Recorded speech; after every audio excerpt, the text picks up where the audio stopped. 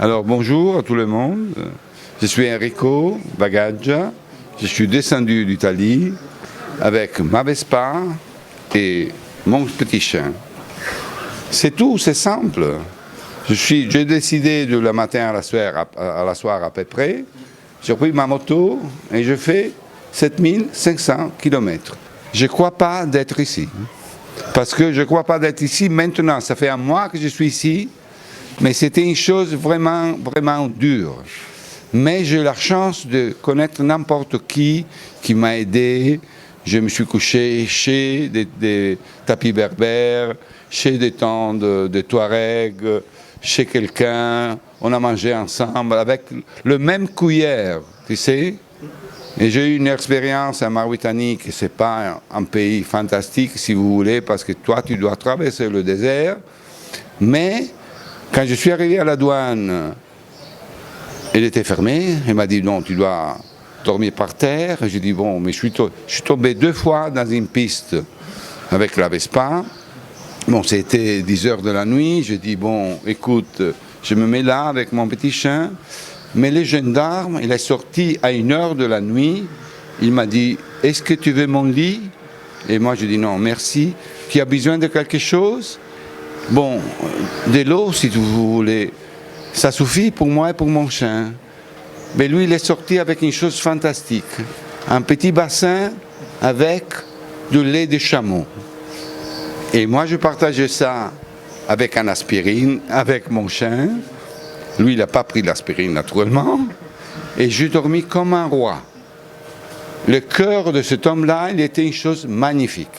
Et j'ai trouvé plusieurs de cœurs dans mon voyage, et plusieurs décors ici, si vous voulez, comme monsieur qui m'a donné le plaisir d'être ici, dans sa maison, que c'est une chose magnifique sur la mer, et qu'elle a un cœur. De traverser tous les parcs de la Mauritanie, sur la piste, c'est une piste très dure, avec des trous énormes. Je suis tombé 2 fois, et quelqu'un m'a dit, faites attention parce que la nuit, il y a des phacochères. Et tu sais bien que s'il y a des phacochères avec les petits, avec mon petit chien, et je n'étais pas ici à vous raconter cette histoire. Donc, c'était très, très, très, très dangereux. Si vous voulez, c'était la Mauritanie. Parce qu'au Maroc, c'est magnifique. Je suis descendu de Tanger, je fais tout l'Atlas jusqu'à Beni Mellal, je fais aussi Marrakech, Essaouira, Agadir, Dakhla, où vous pouvez manger des huîtres magnifiques, fantastiques, pas comme les huîtres de saumon, mais plus bon, je dois le dire. Et bon, je suis arrivé, quand je suis arrivé au Sénégal, la douane, c'était terrible, toujours bakchiche, si tu veux. Mais quand je suis arrivé au Sénégal, c'est 1/4 d'heure de douane et j'ai trouvé la route. La vraie route, tu sais, c'est une, je ne sais pas, un cadeau de Dieu. Mais avant, j'ai fait 10 km et j'ai trouvé une chose dégueulasse, c'est un dos. Et je l'ai pris complètement et j'ai dit, moi, je tombe, mais je m'arrête là et je ne prends pas la Vespa. On a eu la chance d'être encore un pied et arrivé à Saint-Louis, dans l'île de Saint-Louis, où monsieur le pâtissier de l'hôtel de la Poste, il m'a donné sa chemise, il me l'a signée, elle est là. Donc, je me suis reposé à Saint-Louis 3 jours, parce que j'étais à une cheville un peu comme ça, la main aussi, tu sais. Et bon, et puis je suis arrivé à Dakar. La nuit, je me suis trompé parce que je suis arrivé pas à l'embarcadère de Ngor, mais à l'embarcadère de Gorée. Rien, j'ai tout dans ma Vespa, les pièces de rechange, j'ai aussi une perceuse USB qui se charge USB. Ici, j'ai une petite cuisine à l'intérieur. J'ai aussi mon ordinateur. Et moi, je peux sortir un fil pour charger le téléphone. Et en bas, j'ai 2 tentes, la hamac et n'importe quoi. Et le chien, il habite ici, en face. Ici, c'est pour dormir. Ici, il y a des choses pour la tente en carbonio. Et c'est tout. Et l'autre chose, à mon avis, fantastique, c'est le cadeau que m'a fait Dieu de me faire connaître à Bignona, en Casamance, une femme qui a n'importe quoi, peut-être 80 ou 90 ans, qui a fait une chose magnifique. Elle qui a fabriqué ça, et ça me représente, parce qu'elle a la tête d'un chien, le corps d'un homme et une moto. Et aussi derrière, si vous voyez, il y a un poisson. Et c'est un symbole chrétien. Et elle est musulmane. Donc moi je crois que c'était une chose magnifique, et j'ai acheté ça pour le plaisir de l'avoir toute la vie. Je ne fais pas de commerce d'œuvres d'art. Mais elle est bien connue partout, c'est la meilleure artiste du Sénégal pour la terre cuite. Et une autre chose magnifique, c'est ça. C'est moi, regarde, c'est moi avec mon petit chien. Ça, c'est un cadeau d'un artiste, parce que moi, je dois l'appeler artiste de saumon. Il m'a fait ça, et l'autre aussi, que moi, je veux donner à mes amis. Voilà, ce sont magnifiques à mon avis. Je ne sais pas, parce que je n'aime pas les choses modernes. En Italie, j'ai que des choses anciennes. J'ai une voiture anglaise, j'ai une Volvo de 35 ans, j'ai une BMW de 50 ans, j'ai aussi des bicyclettes anciennes anglaises pour la course. Ça, c'est ma vie. J'achète les choses qui, peut-être, je n'ai pas eux quand j'étais jeune. Et c'est ça, c'est simple. Moi, je suis en train de travailler pour ma vie. Maintenant, ma vie, c'est comme ça. Votre vie, il est comme ça. Mais ma vie, c'est comme ça. Il doit la défrouter, il doit faire quelque chose maintenant. Qu'est-ce que tu dois faire les choses qui te plaisent, pas, c'est pas, je n'aime pas les grosses voitures modernes, toutes ces choses-là, les grands hôtels. Si toi tu es en vacances, tu vas en vacances dans un grand hôtel, c'est tout pareil pour le monde. Il y a la même piscine, etc. Parce que l'île d'Angor, il a un esprit incroyable. Et Dakar, c'est, je dois le dire, avec 3 300 000 habitants, en 20 ans, elle a presque doublé son habitant. Ce sont des embouteillages terribles, mais ça, c'est un problème du monde, ce n'est pas le problème de l'Afrique. Si vous voulez, la capitale de la Mauritanie, c'est 10 fois plus dangereux, n'importe quoi. Et il y a poubelles partout, là-bas, etc. Ici, ça commence à voir quelque chose. Mais vous avez un pays magnifique, à partir de Saint-Louis et jusqu'à Cap Skirring. Moi, j'ai visité pas beaucoup, si vous voulez, je étais à Ziguinchor, Bignona, Cap Skirring, Oussouye, Mlop, avec une fête de mariage, etc. Et je crois que j'ai reçu un plaisir énorme de visiter votre pays, et j'espère de retourner ici, parce qu'on a une idée avec un ingénieur italien qui s'appelle Oliviero, de faire des maisons autoportantes avec du bois qui vient d'ici, et les construire de petites maisons pour un gars qui est aussi un antiquaire qui est ici. Peut-être on va faire une petite maison ici, pour lui, et j'espère pour des autres gars qui aiment ces choses-là. Bonjour, bien arrivé à la vernissage de Venise Dakar Venise. Je suis surtout l'ami d'Enrico, que je connais à Venise. Et après, on a décidé de faire quelque chose de plus grand, parce que c'est une chose légendaire, qu'est-ce qu'il a fait, de partir comme ça pour 2 mois avec son petit chien et faire un voyage incroyable qu'elle m'a touché et inspiré beaucoup. Et surtout, m'a inspiré à voir les voyages différemment que seulement aller à l'aéroport, prendre l'avion et partir. Parce que son voyage, c'est un voyage plus grand. C'est un voyage qui touche beaucoup des côtés de la vie. C'est un voyage où on touche aussi en partie un peu plus spirituelle, de connaître les pays bien. Parce que seulement quand tu es dans la rue que tu peux connaître un pays, et pas dans l'avion. Et lui, c'est ça qu'il lui a fait. Il a connu le Maroc, il a connu la Mauritanie, il a connu le Sénégal, dans la vraie essence de qu'est-ce qu'il représente. Et pour ça que je remercie Enrico d'avoir fait ça et qui a inspiré tous nous et pour ça, pour son grande aventure. Merci. Moi, je voudrais inviter les gens de penser à une manière alternative de voyager. Et lorsque lui est arrivé pendant 2 mois ici en Sénégal, pour arriver, il a fait 2 mois, et il voulait retourner à une autre manière, que ce n'est pas l'avion, mais c'est très difficile de trouver une manière.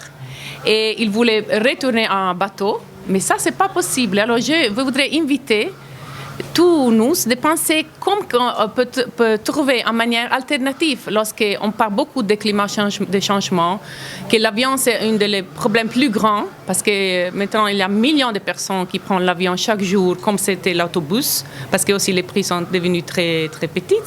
Mais comment on peut trouver une manière différente qu'on peut pour voyager? Pourquoi on ne peut pas plus refaire la réouverture du bateau?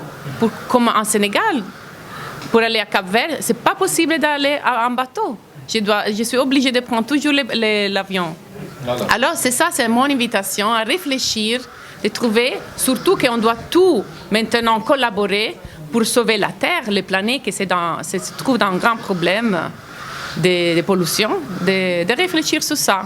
Non, c'est une chose, pour moi, je voudrais remercier notre grand monsieur Diallo qui a donné, lui, la possibilité d'exprimer sa aventure. Parce que sa aventure, c'est trop grand pour rester comme ça et lui, il a donné son lieu, sa galerie, son atelier, parce que Enrico peut vraiment mériter qu'est-ce qu'il mérite. Parce que... Merci. Oui, vraiment, c'est tout. Et bon, c'est Enrico avec son chien, c'est avec son Vespa et l'atelier qui parle. Attention à 2 choses. Quelle que soit votre célébrité, si vous sortez de chez vous, vous croiserez quelqu'un qui ne vous connaît pas.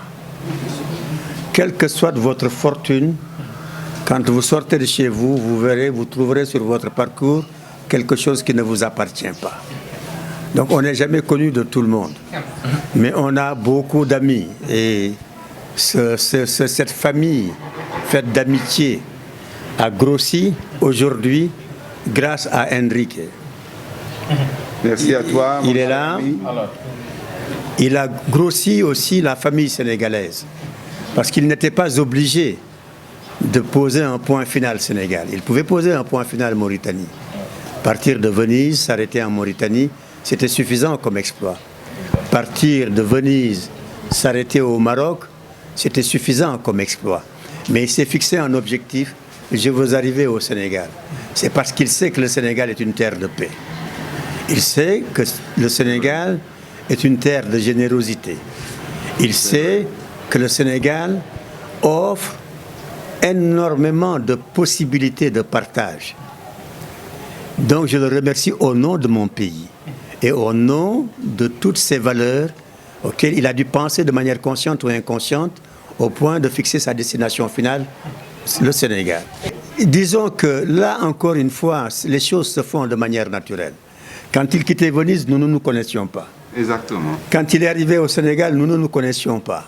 C'est la magie de l'île de Ngor qui en fait est à la base de cela. Donc encore une fois, la magie des génies de l'île de Ngor. J'ai vu un homme un jour, un matin, je suis arrivé, il était là assis, avec une dame pour qui j'ai beaucoup de respect, la maman de cette grande dame, et un jeune frère que je connais et qui fréquente l'île depuis longtemps. Naturellement, j'ai un rituel. Quand je viens, j'ai l'habitude d'aller vers plus jeune pour lui dire bonjour. C'est pour leur apprendre que dans la vie, il faut aller dire bonjour à l'autre. Donc tous les matins, je me pose, je laisse mes sandales et je fais le parcours jusqu'à la boutique. Je dis bonjour à tout le monde et je prends mon copo café que mon neveu m'offre depuis presque 12 ans. Je me tourne vers naturellement sa maman et qui me présente Enrico. Quelques heures après, c'est Enrico qui se dirige vers moi, toujours avec sa maman. Et on arrive et il me parle de sa Vespa, de manière spontanée. Ouais. Cela m'avait fait tellement plaisir.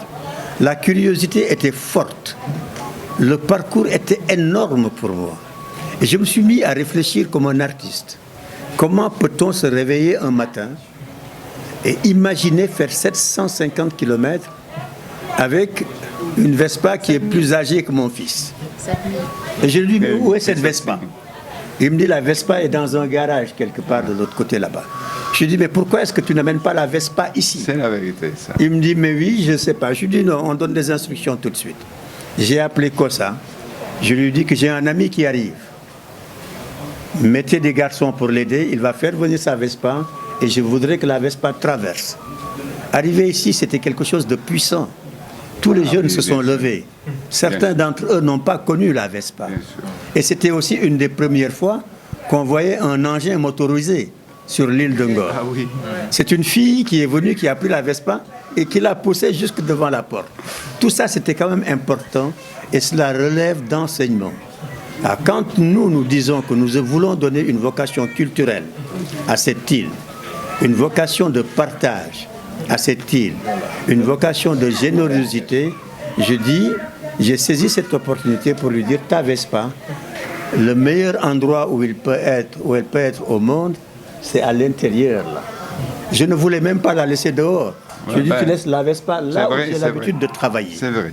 Et donc il a mis la Vespa là-bas, jusqu'à son retour de la Casamance. Ouais, exactement. Il m'a regardé et difficilement, comme il sait que je travaillais sur ma table à manger, il m'a dit timidement, est-ce que tu penses que je peux? J'ai compris, je lui ai dit, tu peux. Cette maison est à toi tant que tu seras là.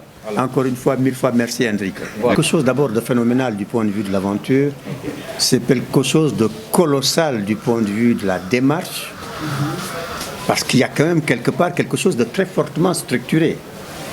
Avant qu'il ne parte de Venise, il avait une idée de son parcours. Il avait une idée des points difficiles. Il avait une connaissance des endroits qu'il devait traverser. C'est donc dire qu'il a dû se meubler le cerveau avant de prendre la décision de faire cette aventure-là. Et il nous la raconte, cette aventure, en quelques mots. Parce qu'il nous dit à peu près ce qu'il a fait à chaque point. Quand il nous parle des huîtres qu'il a mangées je ne sais où, quand il nous parle des petits points qu'il a vus quelque part, de ce tas de bagnoles qu'il a rencontrés sur le parcours, brûlés juste à la sortie du Maroc. Exactement. Mais ce sont des enseignements dont nous avons besoin. Je disais tout à l'heure à ma sœur qui est venue de Las Vegas qu'en réalité, il faudrait que nos enfants comprennent que demain, ils doivent participer et ils auront à participer à la construction du futur. Ça, donc vrai. Tout ce qui favorise une idée de partage est à prendre. Tout ce qui est enseignement, d'où qu'il puisse venir, est à prendre. Tout ce qui peut aider le cerveau à se développer, à participer, à permettre à la participation à la construction du futur, tout en gardant sa singularité, est chose utile. Et ici, cet espace-là s'appelle quand même le Pinch. C'est un espace de partage de savoir, de talent et de générosité, tout simplement. Vous avez vu le nom à l'entrée. On n'y transmet que du savoir. Il nous transmet aujourd'hui son savoir. Il nous montre son talent. Il nous montre son courage et sa volonté d'arriver à quelque chose. S'il était musulman, je lui aurais dit que son ramadan est déjà agréé par Allah, parce que c'est un hadith prophétique qui nous dit que si la volonté de l'homme s'attachait à atteindre ce qui est au-delà du trône céleste, elle y parviendrait forcément par la grâce d'Allah. Il vient de nous en donner la preuve. Quitter Venise, venir jusqu'à Dakar, avec un engin qui est plus vieux que vous. Mais ça se fera un jour. Inch'Allah. Cette aventure sera déjà racontée dans un livre que je compte publier en fin d'année et qui s'intitule « L'imagination échauffée d'un artiste ». Je regrette de n'avoir pas enregistré ou gardé, ou en mémoire ou en bibliothèque, les autres aventures qui avaient abouti sur l'île de Ngor, telles que ces 15 généreux garçons qui sont partis d'ici, de cette maison, en monocoque jusqu'en Guadeloupe. Je ne sais pas si ça vous dit quelque chose. C'est 30 jours en mer, sans assistance, sans surveillance, et on n'est alimenté que par des pilules. C'est quand même quelque chose qu'il faut faire. Voilà. J'ai reçu un homme ici de passage qui avait quitté New York en bicyclette. Mais je n'ai rien enregistré de tout ça. Donc c'est lui le point de départ, c'est lui le compte à rebours est parti. Désormais, l'île de Ngor ne laissera passer aucune occasion pour archiver en réalité toutes ces choses qui passeraient par la fuite du volcan.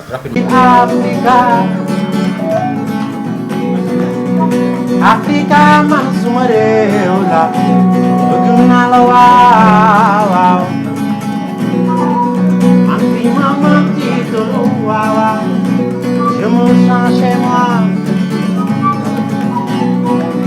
Anfi Maman Tito Wawa, je me sens chez moi. C'est la mienne Africa, sorry, sorry, sorry. Africa